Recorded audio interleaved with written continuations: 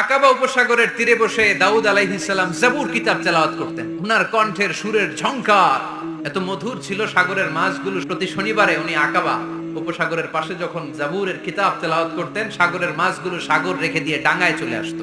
এজন্য আল্লাহ বললেন, খবরদার, শনিবার এলাকাতে মাছ শিকার করা আমি হারাম ঘোষণা করলাম। এবার দাউদ আলাইহিস সালামের কওমের লোকেরা কৌশল করা আরম্ভ করে দিল। তারা বলল, আল্লাহ বলছে শনিবারে মাছ ধরা হারাম, খবরদার আমরা মাছ ধরবো না, তবে শনিবার আমরা বেড়া দিয়ে রাখবো। তো মাছগুলো যখন তেলাওয়াত করতে আসতো, এরা জাল দিয়ে বেরি দিয়ে রাখতো চারদিকে, শনিবারে ধরতো না, কারণ হারাম।